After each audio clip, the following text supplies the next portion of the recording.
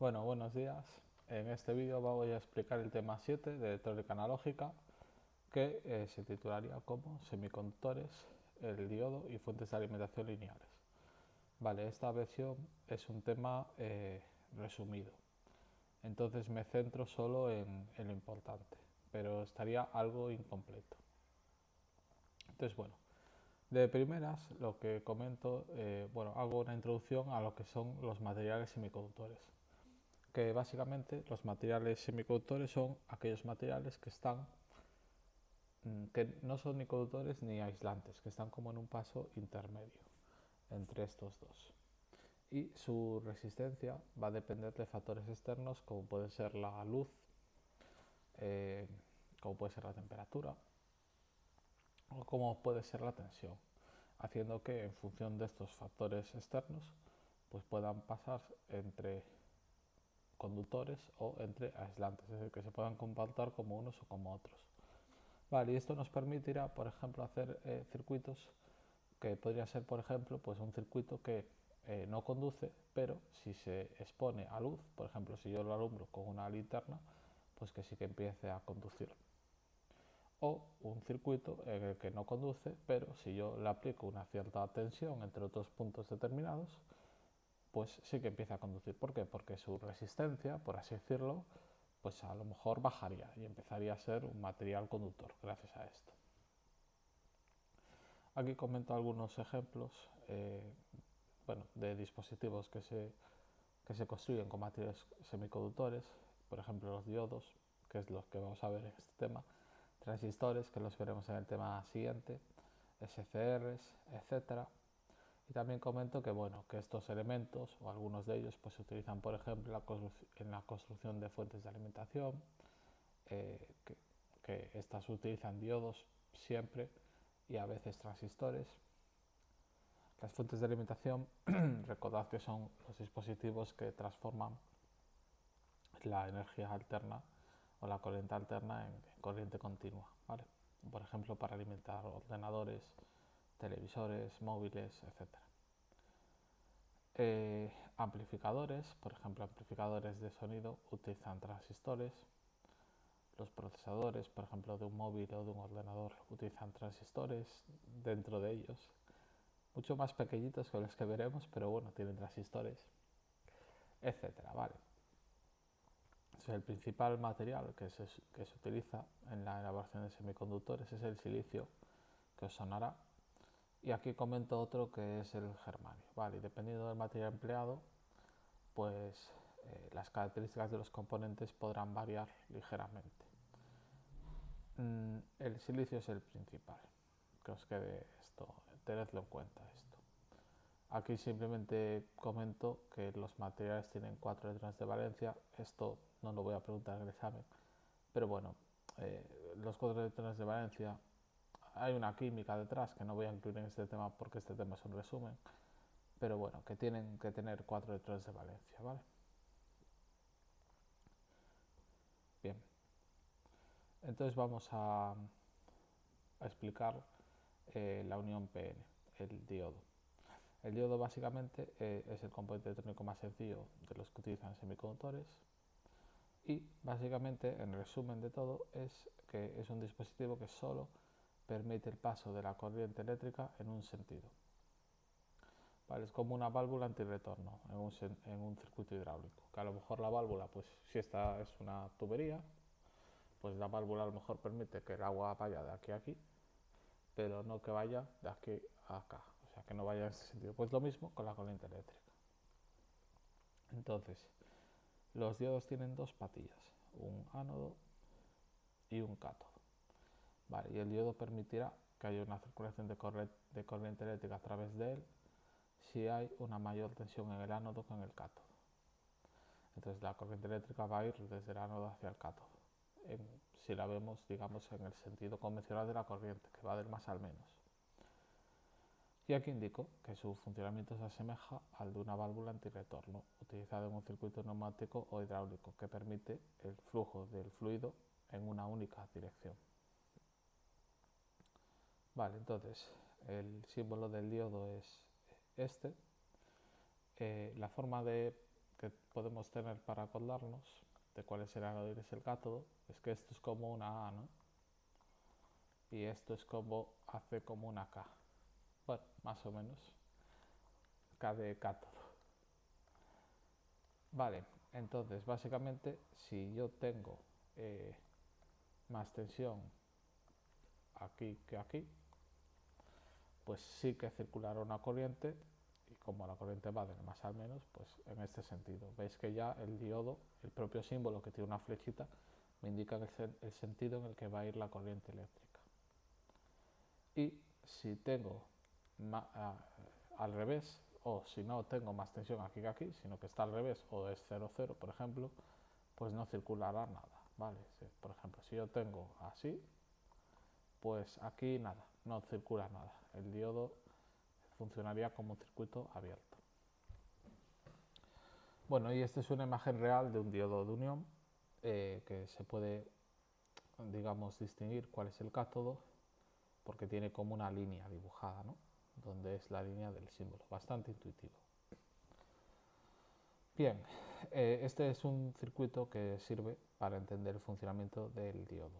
Aquí básicamente ponen una pila, un diodo y una bombilla en serie y se puede observar cómo en este caso conduce y en este caso no. ¿Por qué conduce en este caso? Bueno, pues porque aquí veo que el ánodo del diodo va al más de la pila, el cátodo tendrá menos tensión, vale que no está conectado directamente al menos de la pila, pero al final acaba conectando, por así decirlo. Por lo tanto, esto conduce y permite el paso de la corriente eléctrica en este sentido, por lo tanto esta bombilla se ilumina. Sin embargo, en este caso tengo todo lo contrario. Aquí lo único que cambia es que el diodo se le dio la vuelta. Y aquí veo que esto es lo que se conecta con el más de la pila, pues lo tengo, este va a ser el punto de mayor tensión del circuito porque está en el más de la pila y este pues tendrá menos, entonces aquí no conduce nada, por eso esta bombilla está apagada. Vale, también no importaría si el diodo estuviera aquí en este caso, o en este caso pues si estuviera así, es lo mismo, vale, puede estar antes o después, no importa eso.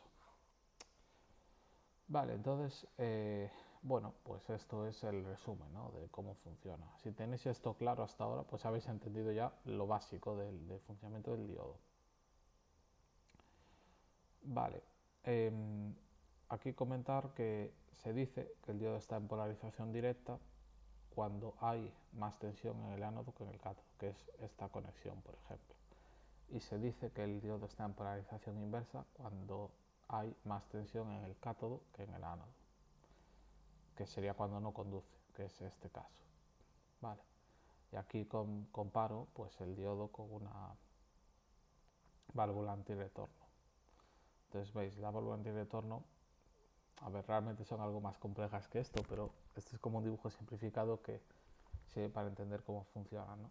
Pues en este sentido, si circula agua o aire, es capaz de empujar la bolita con el muelle, entonces puede circular, entra por aquí y circula.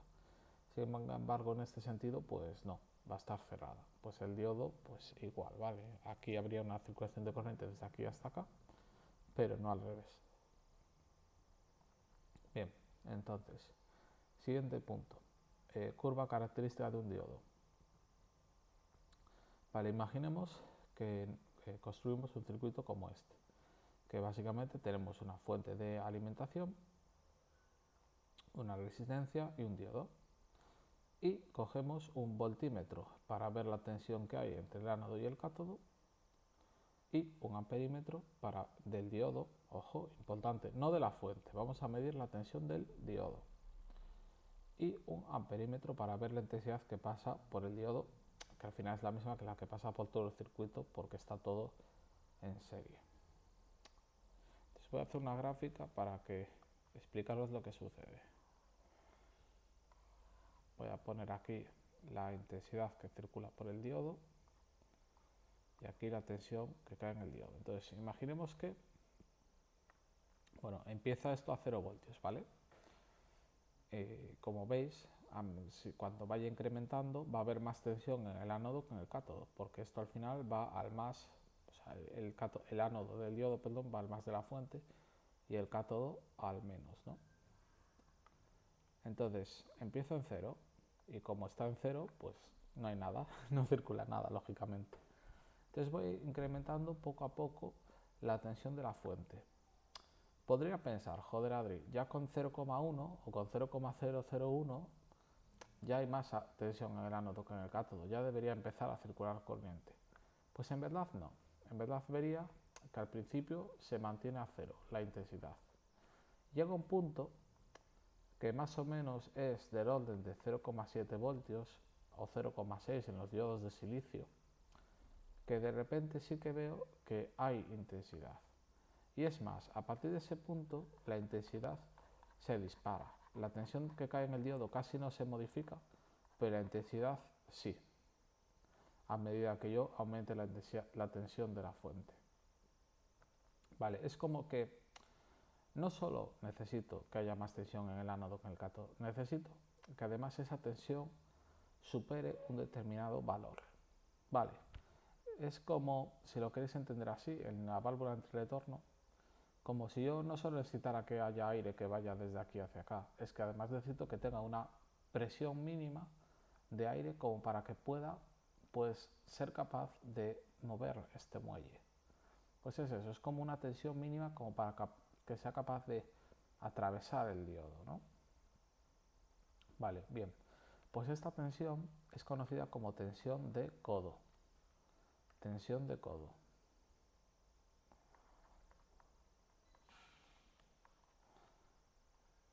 Entonces, la realidad es que yo necesito que haya más tensión en el ánodo que el cátodo, pero la diferencia de tensión tiene que ser superior, bueno, o igual a la tensión de codo. Vale. Esta tensión va a caer en el diodo.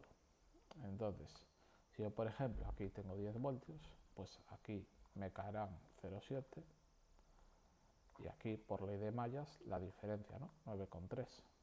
Recordemos que la tensión entre este punto y este es la misma, la vea por este lado del circuito, que son 10, es la de la pila, y la vea por este otro lado, que es 9,3 más 7, tiene que ser lo mismo, 10 en este caso. Vale, los diodos no son gratis, siempre van a conllevar una pérdida de tensión y por lo tanto de potencia o de energía. Vale. Bien, ahora imaginemos que le doy la vuelta a la fuente de alimentación, es decir, conecto el más aquí y el menos acá, le doy la vuelta. Y entonces los valores que voy a medir van a ser negativos, voy a ir hacia acá. Entonces, bueno, voy aumentando el valor de la fuente y no hay intensidad. No hay intensidad, lógicamente, ¿por qué? Porque como yo le di la vuelta a la fuente, hay más tensión en el cátodo que en el ánodo, el diodo no conduce. Voy aumentando, voy aumentando, voy aumentando, pero bueno, llega un punto que de repente empieza a conducir muchísimo, en el sentido contrario, porque la fuente está al revés. Bueno, pues esto es porque el diodo, claro, rompió básicamente y entra en la zona que se conoce como zona de avalancha. Bueno, ¿por qué sucede esto? Pues dije que el diodo no conduce si tiene más tensión en el cátodo que en el ánodo. En ese caso no conduce. Claro, ¿qué pasa? Que si yo le meto mucha tensión, el diodo no es capaz de aguantar esa tensión en contra. Entonces llega un punto que eso rompe. ¿Vale? Lo mismo pasaría con una válvula de este estilo. Imaginaos que esto es algo pequeñito y le meto, no sé, 50 bares de presión. Pues por mucha bolita que tenga, esto llega a un punto que evidentemente no aguantaría, rompería y empezaría a circular y demás. Pues lo mismo aquí. Esta tensión se llama tensión de ruptura, que es la tensión que el diodo es capaz de aguantar como máximo en polarización inversa. Y hay que tenerla en cuenta en los circuitos cuando se diseñan, porque yo puedo pensar, bueno, tengo un circuito que trabaja a 230 en alterna, quiero que el diodo este conduzca solo pues en los semiciclos positivos y ya está, ¿no? Y lo conecto y punto. Bueno, no, es que a lo mejor tu diodo aguanta máximo 50 voltios en inversa. Y claro, si le metes 230 o los que sea, que en verdad en alterna el pico es más, pues se te va a romper, lógicamente. Y entonces hay que tenerlo en cuenta, es la tensión de ruptura, ¿vale? Bien, algo que no os comenté es que aquí os dije que es cero la intensidad hasta que llega a la tensión de codo o a la tensión de ruptura. En verdad hay algo de intensidad, ¿vale? En inversa es del orden de microamperios. Es una pequeñísima intensidad real y aquí, bueno, es algo mayor, pero realmente existe algo. Y aquí incluso en la realidad no es de repente en 0,7 voltios conduce y ya está, no. En verdad vería una ligera curva, ¿vale? Esto es la realidad, tiene una ligera curvatura. Pero bueno, nosotros en los circuitos, en el análisis y demás, vamos a hacer simplificaciones siempre. Vale, aquí puse una imagen de lo que sería la curva característica del diodo, que la curva característica al final representa un poco el funcionamiento que tiene el diodo. Vale. Bien, y esto sería una simplificación, que es que básicamente el diodo cuando no conduce, que es cuando está cuando tiene más tensión en el cátodo que en el ánodo, pues funciona como interruptor abierto, y si lo simplificas al máximo, en el caso de que conduzca, funcionaría como interruptor cerrado. Vale, seguimos. Valores o características técnicas de los diodos. En este punto vamos a ver algunos valores que son de especial interés en los diodos. Bueno, el primero, el más importante de todos, es la tensión de codo o tensión de polarización directa, que es básicamente la tensión a partir de la cual el diodo empieza a conducir, o sea, esta tensión, la tensión de codo. Vale, es decir, ¿qué tensión en polarización directa necesito superar o igualar para que el diodo empiece a conducir? Esta tensión es la que va a caer en el diodo, ¿vale? Es lo que os dije antes. Por ejemplo, en este circuito. Si necesito 0,7 voltios aquí para que conduzca, pues aquí mínimo tendré que tener 0,7 voltios para que empiece a circular el circuito. Y a partir de ahí, imagínate que tengo 1 voltio, pues aquí caerán 0,7 y aquí 0,3. Que tengo 2 voltios en vez de 1, pues aquí caerán 0,7 y aquí caerán 1,3. Que tengo 3 voltios, pues aquí caerán 0,7 y aquí 2,3. ¿Vale? La tensión del diodo se mantiene casi constante. Recordad que esto os dije que casi no varía, la intensidad sí que se dispara cuando subo la tensión de la fuente, pero la del diodo se puede considerar que realmente se mantiene como una línea recta en la tensión de codo, 0,7 voltios. ¿Vale? Bien, este es el parámetro más importante del diodo. Valores que rondan, pues en los diodos de silicio 0,6 o 0,7 voltios, 0,3 en los de germanio, y veremos que incluso hay diodos, por ejemplo los diodos LED, que pues es de 1 voltio y pico, o incluso 2 voltios, 3 voltios en algunos casos, incluso dependiendo del color del diodo LED. Corriente máxima. Básicamente esta es la corriente que puede circular por el diodo sin que éste se funda, pues debido al calor, básicamente. Vale, al final, si circulan muchos amperios, eso acaba muriéndose. Tensión de ruptura. Ya lo comenté, esta es la tensión que el diodo puede soportar en polarización inversa. Vale, antes de que rompa o de que se produzca ese efecto de avalancha. Y tengo que fijarme también en este valor cuando diseño circuitos eléctricos. Y por último, corriente inversa de saturación, que sería esa pequeña corriente que os dije que realmente sí existe en polarización inversa, pequeñísima, del orden de microamperios. Bien, siguiente punto, aproximaciones realizadas en el análisis de circuitos con diodos. Vamos a ver que cuando analizamos circuitos con diodos, bueno, vamos a hacer simplificaciones, porque tener en cuenta los valores, digamos, reales, pues tampoco tiene tanta utilidad, es mucho más complejo. Entonces siempre vamos a hacer simplificaciones.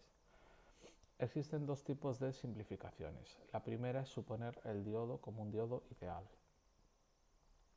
Suponer al diodo como un dispositivo ideal, básicamente es suponer que simplemente deja pasar la corriente en un sentido y no en el otro, y que no tiene pérdidas. Entonces, básicamente funcionaría que si hay más tensión en el ánodo que en el cátodo, conduce y se comporta como un cable, por eso no tiene pérdidas, no caería tensión en él.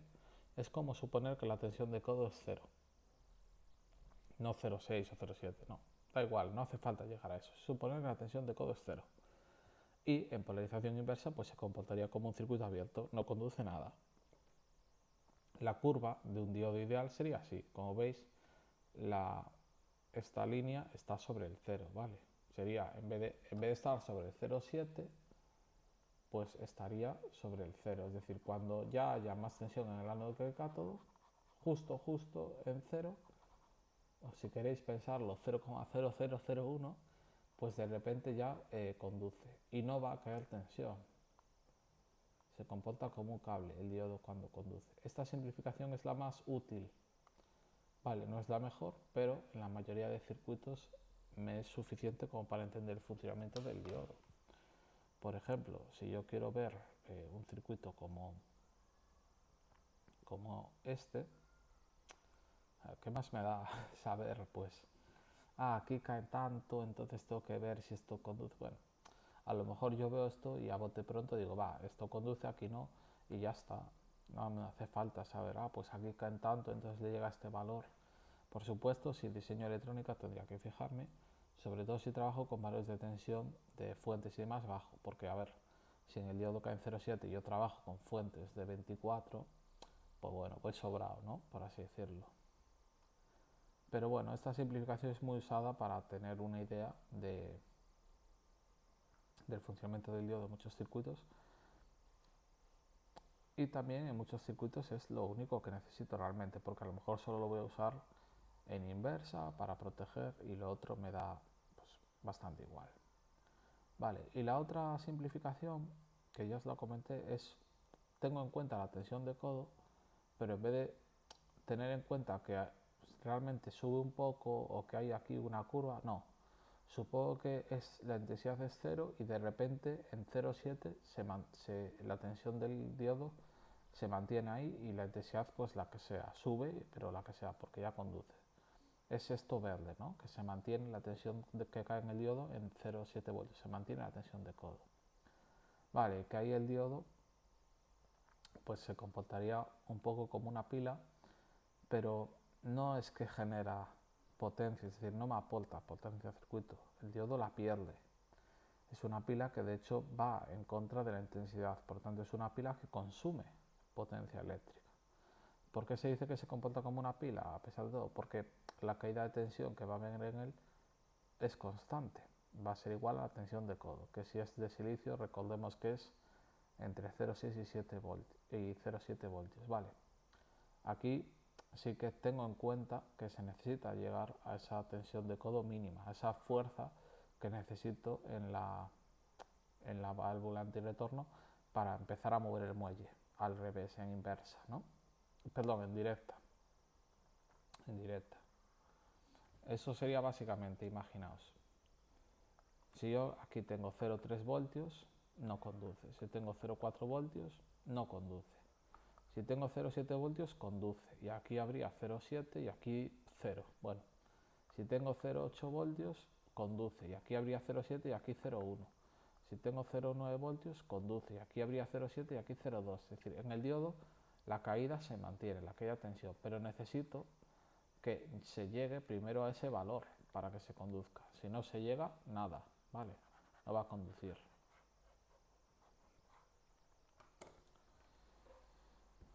Vale, vamos a ver.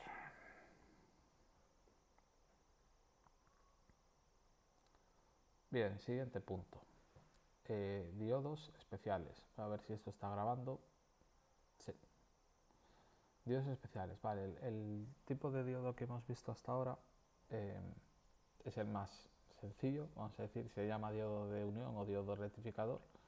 Y suele estar hecho de silicio germanio. Y ahora vamos a ver algunos diodos especiales que tienen pues otras aplicaciones u otras características algo especiales, ¿vale? El primer ejemplo es el diodo emisor de luz, el diodo LED, que os sonará, que viene de Light Diode Emitter. Bien, entonces esto básicamente es un diodo que cuando circula la corriente eléctrica a través de él, pues ilumina, da luz. Entonces, la tensión de codo del diodo LED suele ser mayor. Esa tensión que cae en él y que necesito para que conduzca, pues es mayor. Y suele rondar entre los 1,7 y 3,3 voltios y dependerá del color y el tamaño del diodo, ¿vale? Como curiosidad, el color que menos tensión de codo necesita es el color rojo, que de hecho en el espectro electromagnético el rojo es el que está más bajo y viene de ahí el motivo por el cual necesita menos energía. Bien, además la intensidad lumínica del diodo aumentará cuanto mayor sea la corriente o intensidad que lo atraviesa. Para una buena visibilidad se requiere típicamente entre unos 15 o 20 miliamperios, más o menos, ¿vale? Bueno, y este es el símbolo de un diodo LED. Las flechitas en los símbolos eléctricos representan la luz. En este caso sale la luz del diodo. Y esto es un ejemplo de un diodo LED, que hay varias formas de identificar el ánodo y el cátodo. El cátodo es la apatía corta y además tendría esta parte como plana, como podéis comprobar. También se puede hacer con el multímetro. Vale. Bueno, aquí comento que cada vez se utilizan más los diodos LED. Por ejemplo, en pantallas, las pantallas AMOLED, OLED, QLED, las que tienen el nombre LED en su tecnología usan LEDs, ¿vale?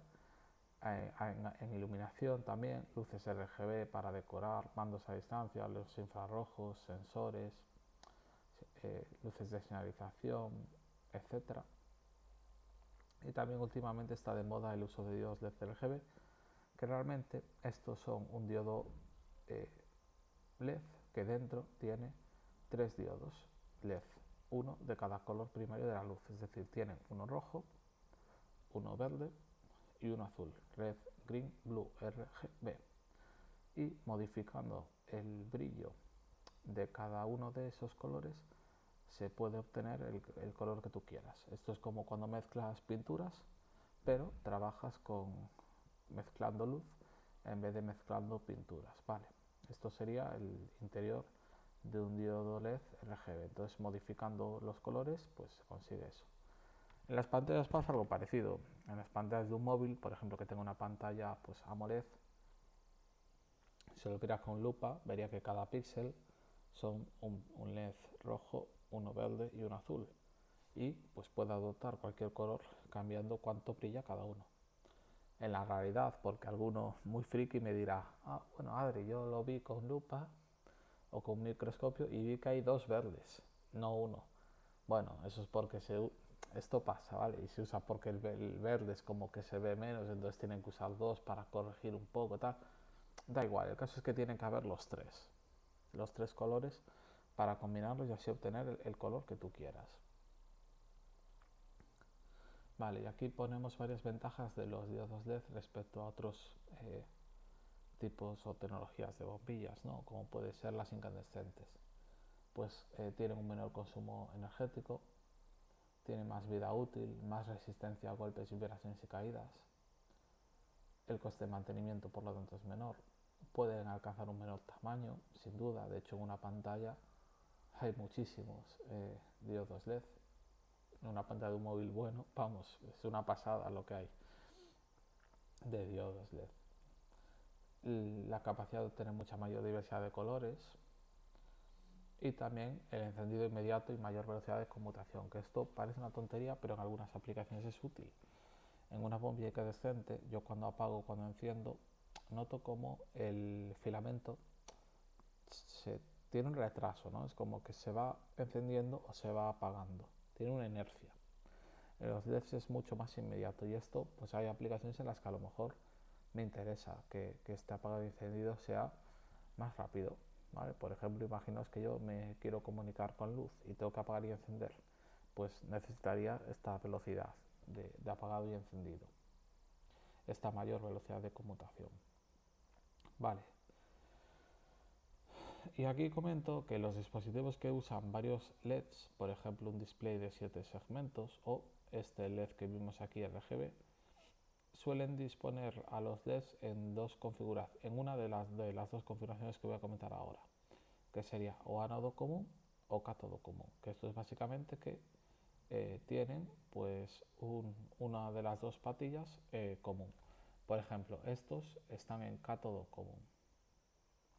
Vale, y yo decido qué LED enciendo y cuál no, metiendo tensión en el ánodo de cada uno. Por ejemplo, si yo aquí meto con su resistencia de protección, pues meto 5 voltios, aquí 3 voltios, aquí 0, este se encenderá mucho, este se encenderá algo y este nada, y tendré pues un color pues que mezcla pues el azul y el verde, más tirando hacia el azul, ¿no? Y esto es configuración cátodo común. ¿Por qué? Porque la apatía común es el cátodo. En la configuración ánodo común, este es un ejemplo. Aquí la apatía común es el cátodo, y aquí para controlar los LEDs, si aquí tienen cada uno su resistencia de protección, la resistencia de protección es típica, se pone siempre en serie con cada LED, y es básicamente porque, claro, yo os dije, no, el LED aguanta una tensión de codo, pues ponte 1,8 voltios. La tensión de codo, si yo de repente le meto aquí 5, lo quemo, ¿vale? Entonces siempre tengo que poner una resistencia en serie de protección para que si le meto 5, pues aquí caigan los 1,8 de que tenga la tensión de codo o lo que sea, y aquí el resto, que serían 4,2, ¿vale? Entonces los LEDs casi siempre los vais a ver con alguna resistencia en serie. La resistencia también podría estar en serie en común a todos ellos, ¿eh? Pero bueno. Vale, y aquí en este caso, pues bueno, tendría que meter 5 voltios aquí. Aquí cada uno con su resistencia en serie. Y para encenderlo metería 0 voltios o 3 si lo quiero encender menos. Y para apagarlo 5 voltios. Porque aquí si hay 5 y aquí hay 5, aquí realmente la diferencia de tensión sería 0. ¿Vale? Entonces no conduciría a nada. El motivo por el cual es conveniente meter una en serie con cada uno en vez de una en común, resistencia me refiero, porque bueno, si yo metiera una en serie en común con todas, el brillo podría cambiar un poco en función del número que se representa, en función del número de LEDs que se ilumina. Pero bueno, esto ya lo expliqué en otro tema, ¿vale? No voy a entrar en detalle ahora en esto. Y bueno, esto es un ejemplo de cómo sería la conexión interna de los diodos en un display de 7 segmentos en cátodo común y en ánodo común. Y esto sería un ejemplo de diodo LED SMD. Vale. Bien, otro diodo especial serían los fotodiodos. Estos básicamente son sensibles a la luz y lo que ocurre en estos es que en polarización inversa, repito, la intensidad que circula por ellos aumenta conforme aumenta la luz que reciben estos fotodiodos. Entonces esto pues ya se me viene a la cabeza, algo que depende de la luz, ¿en qué puede ser usado? Pues para empezar en sensores, lógicamente. Vale, aquí comento que una ventaja que tienen los fotodiodos frente a otros componentes dependientes de la luz, como son las resistencias LDR, es que conmuta mucho más rápido. Es decir, ante un cambio de luz, el cambio que se produce en el diodo es mucho más instantáneo. Y bueno, esto tiene aplicaciones. Y bueno, aquí pongo ejemplos de uso. Por ejemplo, los fotodiodos se utilizan en sensores de luz, lectores de discos ópticos, CDs y DVDs, detección de señales infrarrojas, por ejemplo, los detectores del mando de televisiones. El mando emite una luz en infrarrojo y la tele tiene pues el receptor, que sería un fotodiodo. Paneles solares, pues para orientarse, para saber la intensidad lumínica que hay, etcétera. Muy bien.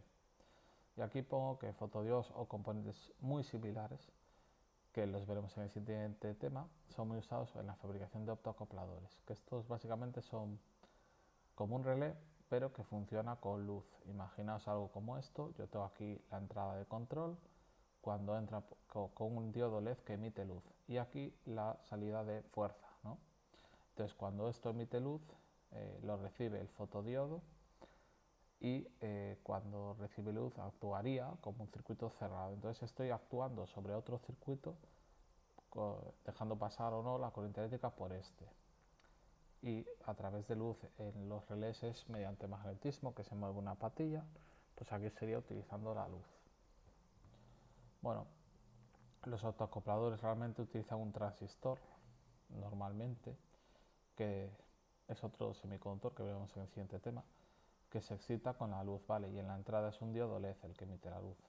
Pero bueno, me gusta comentarlo aquí ya porque así nos vamos haciendo una idea, ¿vale? Los autoacopladores son muy utilizados. Permiten aislamiento eléctrico, permiten actuar sobre otro circuito,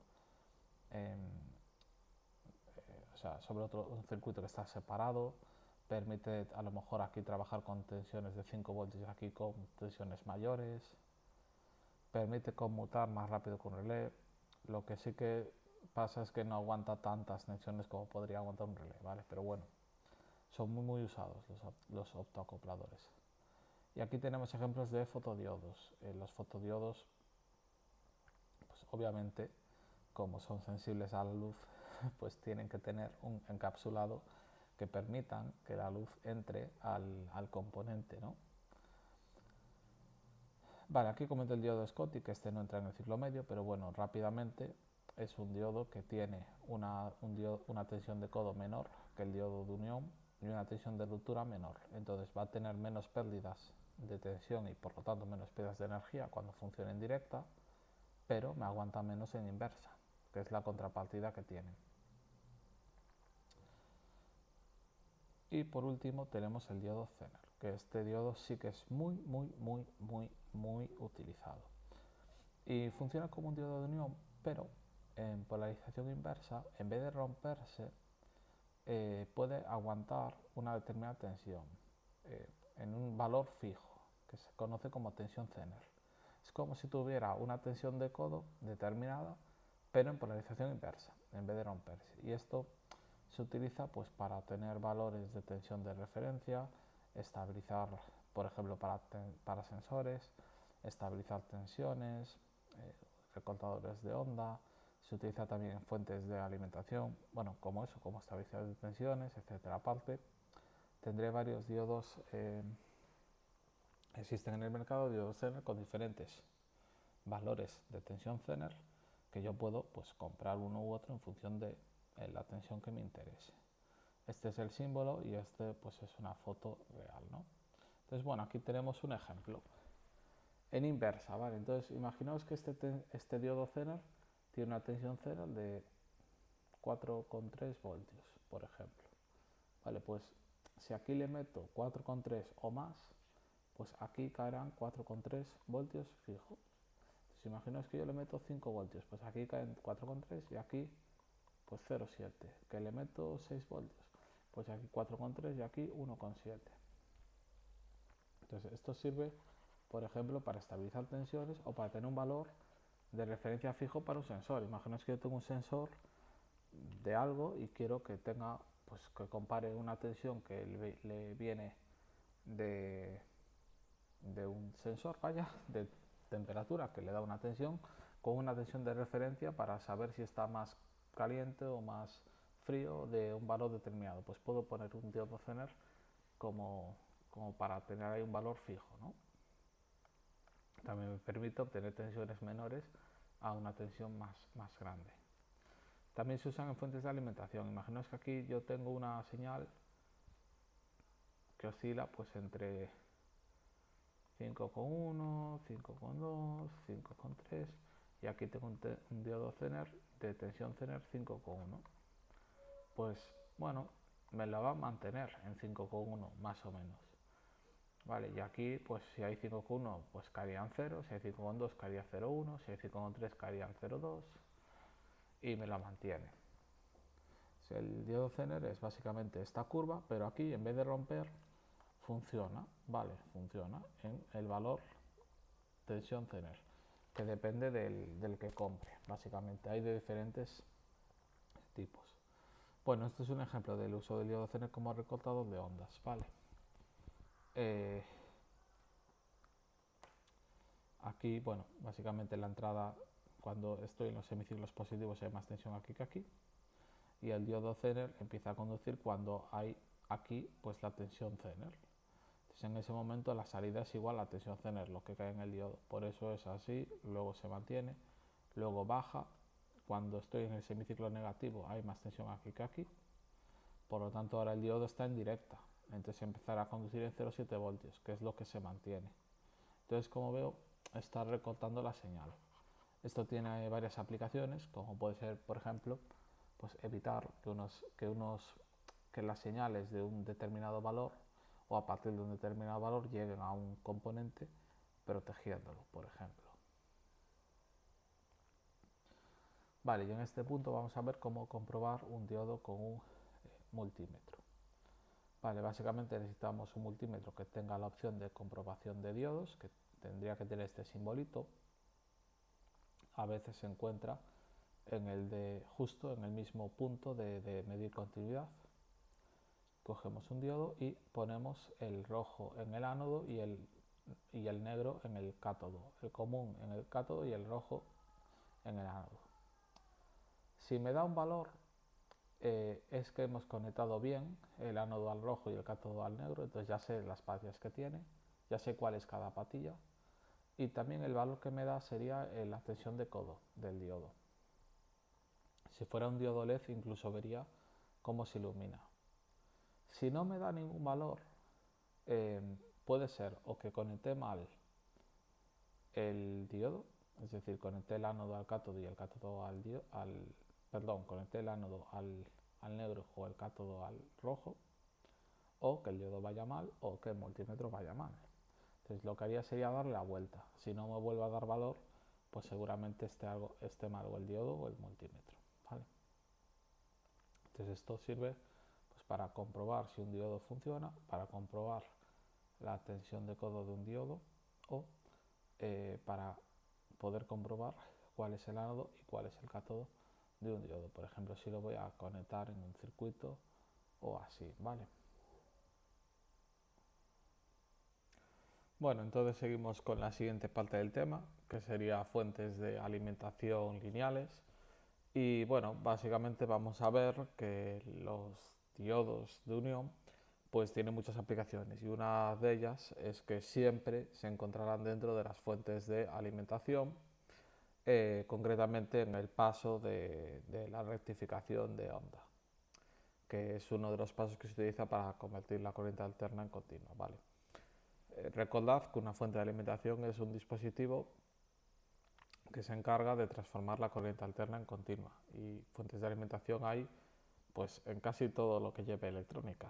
Por ejemplo, hay dentro del cargador, dentro de la caja del cargador de un ordenador portátil, del cargador de un móvil, está dentro de la caja de un ordenador, una televisión también tiene una fuente de alimentación, incluso se necesitan fuentes de alimentación pues para la electrónica de una lavadora o bueno, y así para casi todo lo que necesite continua, porque al final nosotros en casa tenemos alterna 230 y necesitamos pues obtener continua y a lo mejor incluso con diferentes valores. Por ejemplo, los portátiles trabajan a 20 voltios. Los móviles con la carga rápida que ahora está tan de moda, pues pueden tener un diverso rango de valores, pero bueno, en general estos dispositivos pequeños trabajan a 5 voltios, ¿vale? Bien, entonces, hay dos tipos de fuentes de alimentación. Aquí vamos a ver las lineales, que son más simples, y las conmutadas, que son más complejas. Las fuentes de alimentación lineales son las que se suelen encontrar dentro de cargadores de un móvil o de portátiles, mientras que las conmutadas, que son más complejas, su uso es más apropiado para aplicaciones que requieren de mayores intensidades. Y por ejemplo, las fuentes de alimentación conmutadas son las que se encuentran dentro de órdenes de sobremesa o impresoras 3D. Vale, veremos que las conmutadas son más complejas, requieren más componentes electrónicos, pero son más eficientes energéticamente. Entonces, para aplicaciones que requieren de un gran consumo energético y en los que a lo mejor incluso pues el peso o el espacio no sea un problema, pues son mejores las conmutadas, pero las lineales, pues eso, cargadores de móvil, por ejemplo. A ver, no tiene por qué ser siempre en el 100% de los casos así, ¿vale? Que se usen estas o las otras, pero bueno. Entonces, las fuentes de alimentación lineales están compuestas de tres etapas básicas, que sería transformación, rectificación y filtrado. Y puede haber una cuarta etapa de regulación. Aquí esto es como una imagen resumen de las cuatro etapas. Así por resumir un poco, la etapa de transformación se encarga de, bueno, es la entrada, viene la alterna a 230 y la reduce a valores más pequeños, más cercanos, digamos, a lo que va a haber a la salida. Recordad que un transformador es un dispositivo que básicamente son dos bobinas enfrentadas, una bobina primaria y una secundaria, que pueden reducir o aumentar, bueno, pueden modificar el valor de la tensión en alterna. Entonces el transformador pues la bajaría generalmente. Por ejemplo, si yo tengo un cargador de móvil que salen 5 voltios en continua y me entran 230 de alterna, pues a lo mejor el transformador me baja a 12, por ejemplo, o a 9 voltios. ¿Vale? Luego tengo una etapa de rectificación. Esta etapa lo que hace es eliminar la parte negativa de la señal. ¿Veis? En este ejemplo tengo una señal en la que parece ser que es como que la parte negativa se le dio la vuelta y pasa a ser positiva. También hay rectificadores en los que directamente desaparece. ¿Vale? Vamos a ver que hay dos tipos de rectificadores, pero bueno, básicamente cuando hago esto, yo ya tengo una señal con polaridad. Esto ya no es simétrico respecto al cero. Esto ya tiene un más y un menos, ¿vale? Claro, esta señal es una mierda, seamos sinceros. Entonces necesito, no es lineal, no es estable, necesito un filtro. El filtro me puede obtener una señal como esta. Los filtros normalmente son condensadores en paralelo a la carga, pero a veces también pueden tener alguna bobina en serie a la carga o condensadores y bobinas. Bueno, básicamente me alisa la señal. Y si la quisiera tener más perfecta, podría usar un regulador, que aquí veremos que hay varios tipos, pero uno de ellos que se usa podría ser un diodo Zener, que estabiliza la tensión en su tensión Zener. Y también hay reguladores integrados que ya sí que te dejan una señal mucho más fina. Vale, entonces, bueno, etapa de transformación, simplemente como resumen, recordar que los transformadores son dispositivos que tienen dos bobinas enfrentadas, una de entrada, que le llaman primario, bobina de vanado primario, otra de salida, y consiguen modificar la tensión en alterna, dependiendo del número de vueltas que tenga el primario respecto al secundario. Entonces los transformadores se encargan simplemente de ajustar esos valores de tensión que vienen de la red eléctrica a valores más próximos a lo que sale de la fuente de alimentación. En general estos valores van a ser algo mayores a la salida. ¿Por qué? Pues si me salen 5, aquí tendrá a lo mejor 9. ¿Por qué? Porque voy a tener pérdidas de tensión durante el resto de la fuente. ¿Vale? Entonces normalmente tengo algo más, pero bueno. Vale, entonces se encarga de eso. Siempre es la primera etapa. Aparte también da aislamiento eléctrico. Vale, bien. Esto es un ejemplo de fuente de alimentación casera lineal. Vale, aquí ves el transformador, luego este es el rectificador, filtro y regulador. Etapa de rectificación. Bien, esta etapa está construida por diodos y se encarga de eliminar el semiciclo negativo de la señal senoidal, haciendo que la señal tenga polaridad. Vamos a ver dos tipos de rectificadores, los de media onda y los de onda completa o doble onda. Los de media onda son algo tan simple como un diodo y básicamente el funcionamiento es este. Cuando yo tengo la señal senoidal en los semiciclos positivos, es decir, aquí y aquí, básicamente tengo más tensión aquí que aquí. Entonces en el diodo tendré más tensión en el ánodo que el cátodo, por lo tanto conduce. Y como conduce, se comporta, si lo supongo ideal como un cable, voy a ponerlo de otro color, se comportaría como un cable, ¿vale? Entonces a la salida tendría la tensión de la entrada. Vería que en los semiciclos positivos a la salida tengo la tensión de la entrada, que es la que aparece aquí dibujada, ¿no? ¿Qué ocurre en los semiciclos negativos? En los semiciclos negativos tengo la tensión más alta aquí que aquí. Entonces en el diodo tengo más tensión en el cátodo que en el ánodo. Por lo tanto, esto actúa como un circuito abierto. Actúa como si no hubiera nada aquí, ¿vale? Actuaría como un circuito abierto. Entonces a la salida no tendría nada. Tendría 0 voltios, que es lo que hay representado aquí. Vale, y así sucesivamente. Entonces, si me fijo, simplemente poniendo un diodo en serie a la carga, lo que consigo es que los semiciclos negativos de la entrada no lleguen a la carga. No llegan. ¿Por qué? Porque el diodo en esos semiciclos negativos está en polarización inversa, por lo tanto no conduce. Entonces esta señal de salida ya tiene polaridad, ya tiene un sentido, ¿vale?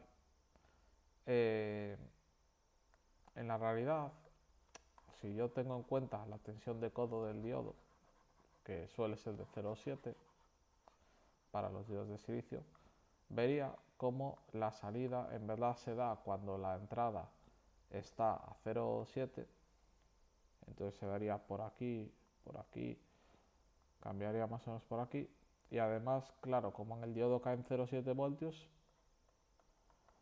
en la resistencia sería al resto, entonces vería en la realidad que hace algo así, ¿vale? Aquí 0, aquí veo que hay una caída de 0,7, que eso es lo que aparece representado en esta imagen. Esto sería más bien pues, el funcionamiento de un rectificador de media onda real, teniendo en cuenta la tensión de codo del diodo, no suponiéndolo como un diodo ideal, ¿vale? Y luego tenemos el rectificador de onda completa, que aquí hay varios tipos, pero que vamos a ver utiliza el puente de diodos. El puente de diodos es algo como esto, que este puente de diodos también se puede encontrar como un circuito integrado, ¿vale? Y tiene dos patillas que son la entrada en alterna, que no tiene polaridad, y otras dos patillas que tienen polaridad, que es la salida. Tienen el más y el menos, ¿vale? En el puente de diodos vamos a ver que la salida sale así. Es decir, en el de media onda la salida era así, la parte negativa desaparece. En el puente de diodos es como que la parte negativa se le da la vuelta, ¿vale?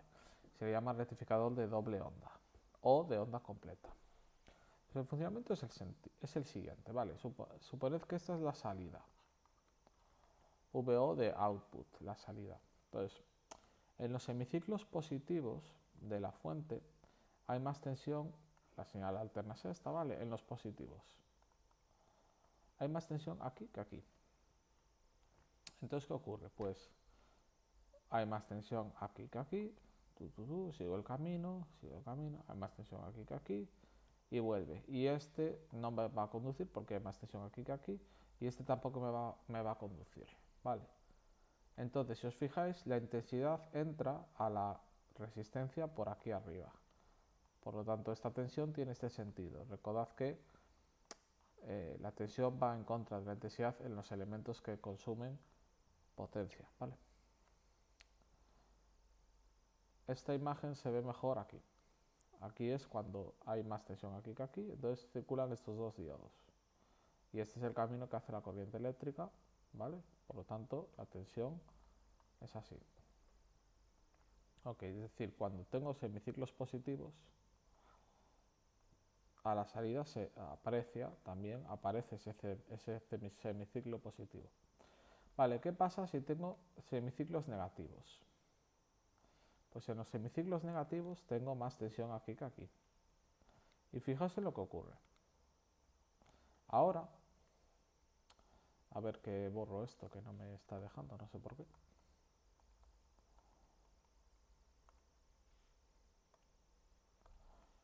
Ahora voy así, tengo más tensión aquí que aquí, entonces este conduce, sigo, tengo más tensión aquí que aquí, y llega, y este no me va a conducir y este tampoco.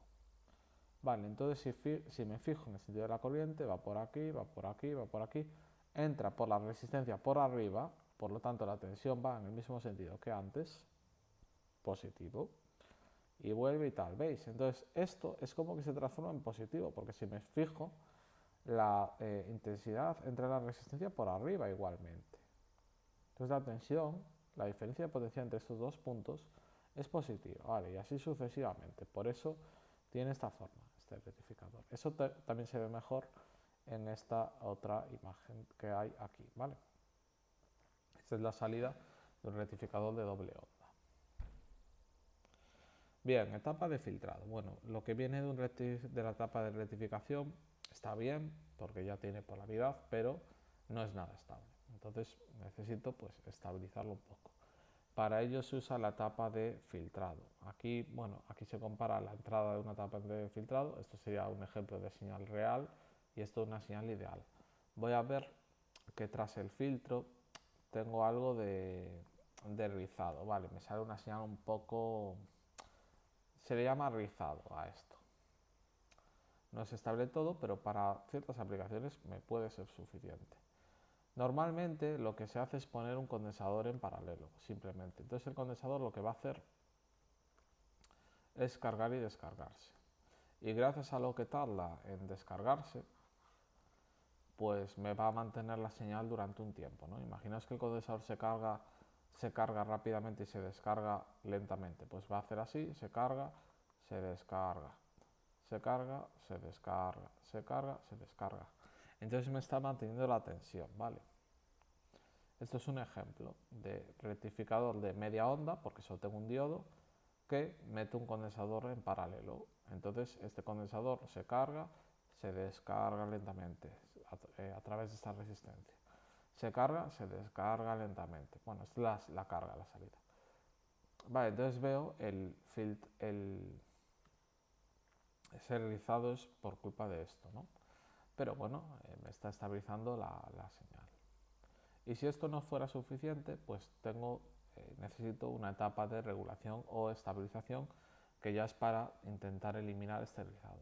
Y hay dos maneras. Una es con un diodo Zener, que tendría que colocar una resistencia y un diodo Zener para que en el diodo Zener haya la tensión Zener, imaginaos que es de 5 voltios, y en esta resistencia el resto. Entonces, si yo tengo aquí una señal que varía entre 5 voltios y 5,5, pues aquí caerán entre 0 y 0,5 y en el Zener pues los otros 5. Esto no es del todo así, el diodo Zener en verdad tiene una pequeña variación y tal, pero bueno, va bastante bien, ¿vale? Porque el diodo Zener, recordad que sirve para estabilizar tensiones cuando trabaja en esa zona Zener, cuando trabaja en polarización inversa y se supera la tensión Zener, ¿vale? O también, que esto es lo más recomendable, se pueden utilizar circuitos reguladores integrados, ¿vale? Que son ya circuitos integrados que tienen la capacidad de darte una tensión a la salida concreta y muy, muy, muy estable. Aquí comento que los más típicos son los de la familia 78 algo y 79 algo, ¿vale? XX pues aquí porque es 7800 algo y 7900 algo, que se le suelen llamar LM7800 algo, L7800 algo o MC7800 algo, ¿vale? Ese algo, ese XX indica la tensión de salida, ¿vale? Y el 78 indica que la tensión va a ser positiva, mientras que el 79 indica que la tensión va a ser negativa. Por ejemplo, el LM7805 ofrece 5 voltios positivos, ¿vale? El 8 indica que es positivo y el 0,5 pues 5 voltios a la salida positivos. Si fuera LM 7811 o 12 serían pues 12 voltios a la salida positivos. Bueno, aquí hablo de que los reguladores estos entregan una corriente máxima de alrededor de 1 amperio. Depende mucho también de si usas radiadores para que se refrigeren o no y demás. Deben estar alimentados con una tensión de 3 voltios mayor a la tensión de salida, como mínimo. Esto es importante, esto es porque en estos reguladores hay una caída de tensión en sus componentes, entonces si salen 5 voltios pues tienes que meterle a la entrada mínimo 8. ¿Puedes meterle 10? Sí. ¿Puedes meterle 15? Sí, pero mínimo 8 para que pueda caer esa tensión y pueda haber a la salida 5, si no, no van a funcionar bien. Decir aquí que no lo explico en el tema, pero bueno, Si le metes mucho a la entrada, el regulador es como que tiene que soportar una caída de tensión mayor y se va a calentar más, pero bueno. Vale, y aquí pongo pues un ejemplo de montaje del regulador integrado L7805, que bueno, el fabricante ya te indica esto en la hoja de características, indica que entre la entrada y la masa pues pongas un condensador de 0,33 microfaradios y entre la salida y la masa pues uno de 0,1 microfaradios. Yo le haría caso, o sea, simplemente me lo indican en la hoja de características, pues copias y punto. Estos condensadores estabilizan las tensiones, ¿vale? Una utilidad de los condensadores en paralelo es, esto ya lo dije en el tema de condensadores, lo vuelvo a decir aquí, es estabilizar tensiones. Entonces se podría esto y estabilizar las tensiones y ya está. Bien, y aquí también indico que también existen reguladores con salida variable, como el LM317, que bueno, tiene un montaje que puedes, pues con un potenciómetro, ajustar la tensión de salida entre unos valores, pero bueno. Bueno, y al final, si se unen todas las etapas, obtengo algo como esto, básicamente. Vale, aquí la etapa de transformación, luego la etapa de rectificación, en este caso con un puente de diodos, luego un filtro, luego la etapa de regulación y luego, pues finalmente la salida. Voy a abrir el multisim, que el otro día pues hice una fuente de alimentación en este programita.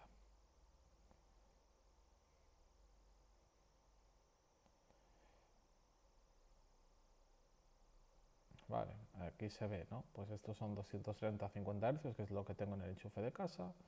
Va un transformador que en este caso me lo reduce a 12 voltios la tensión, puente de diodos, filtro, regulador LM7805, esta es una fuente de 5 voltios continua a la salida, los condensadores que me indica el fabricante y esta es la salida, ¿vale? Y tendría pues aquí ya la salida estable, preciosa, a 5 voltios, continua.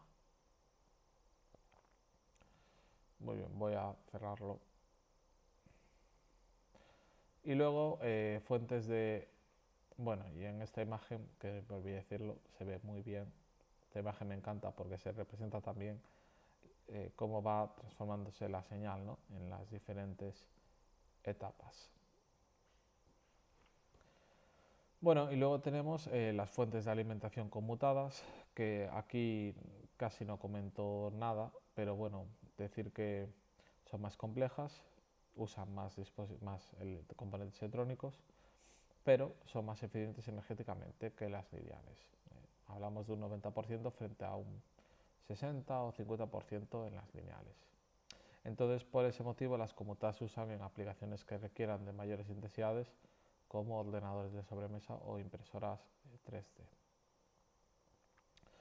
Hay partes de las lineales que también existen en las conmutadas, como puede ser el uso de transformadores para disminuir o aumentar, bueno, para disminuir la tensión de alterna, el puente de diodos para rectificar la señal, o filtros, generalmente ellos con condensadores y a veces bobinas. Y en las fuentes conmutadas hay otros componentes a mayores, por ejemplo usan transistores, MOSFET, ¿vale? Esto lo comento o destaco el MOSFET porque es algo que pues, salta a la vista cuando ves una fuente conmutada y bueno, hay ciertas cositas como esto que te puede servir para identificar ante qué tipo de fuente de alimentación estás. Vale, y nada, comento también que muchas veces suelen contar con un filtro EMC, que es un filtro de compatibilidad electromagnética, que esto es básicamente un filtro paso bajo que evita que entre o que salga ruido. Vale, es básicamente algo como esto que os sonará de ver en algunas fuentes de alimentación si las habéis abierto. Y esto sería la entrada al filtro y esto la salida. Es filtro paso bajo porque deja pasar la frecuencia baja. El ruido es frecuencia alta, ¿vale? Entonces por eso está eliminando la frecuencia alta. Normalmente son bobinas y en serie y condensadores en paralelo. Vale, bueno, este es el diagrama de bloques de una fuente de... Aquí me confundí, vale, aquí tenía que poner fuente de diagrama de bloques de fuente conmutada. Eh, es más complejo que una fuente lineal, como podéis comprobar. Y esto es un ejemplo de, bueno, una foto de una fuente de alimentación conmutada. Veis que aquí entra línea y neutro, la tierra o la masa, y aquí ya entraría la tensión de salida. Y esto caso que pone VA debe ser esto para regular la tensión de salida. Supongo que tiene aquí una especie de potenciómetro o algo para regular la tensión que quiero a la salida. Bien, y otros circuitos que emplean diodos, solo voy a comentar uno, que es el protector de polaridad. Que bueno, esto tiene varias funciones, pero básicamente es esto. Imaginaos que yo tengo aquí una pila y aquí algo que quiero alimentar con la tensión de esta pila. Pues meto un diodo aquí. Y tiene dos funciones. Una es que, bueno, el diodo en este caso va a conducir. ¿Por qué? Porque tengo más tensión en el ánodo que en el cátodo, por cómo está conectado. Entonces, si yo, sin querer, conectar a la fuente al revés, imaginaos que es una pila que yo conecto al revés, pues el diodo dejará de conducir. Voy a dibujar mejor porque se va a entender mejor. Imaginaos que yo la pila la conecto al revés, algo así. Vale. Pues el diodo tendría más tensión en el cátodo que en el ánodo, no conduce, actuaría como un circuito abierto y no conduciría. Vale. Entonces, si yo conecto la pila al revés, me protege la carga porque el diodo evita que conduzca, o sea, no va a conducir nada. Y otra utilidad que tienen los diodos protectores de polaridad es que si esta carga por algún motivo hiciera que fuera una tensión o una corriente en sentido contrario, pues porque aquí hay más tensión que aquí, pues el diodo evitaría que esa intensidad llegara a la fuente de alimentación protegiéndola. Entonces tiene esas dos utilidades. A día de hoy muchos circuitos electrónicos cuentan con diodos de protección, protectores, o sea, de protección de polaridad. Y bueno, lo malo es que no es gratis, es un diodo que ya tiene un coste y ocupa un espacio, y además el diodo, repito, siempre va a tener una caída de tensión cuando conduce y por lo tanto va a tener una pérdida de potencia, ¿vale? Es decir, no me sale gratis, pero bueno, me protege. Y eso es todo.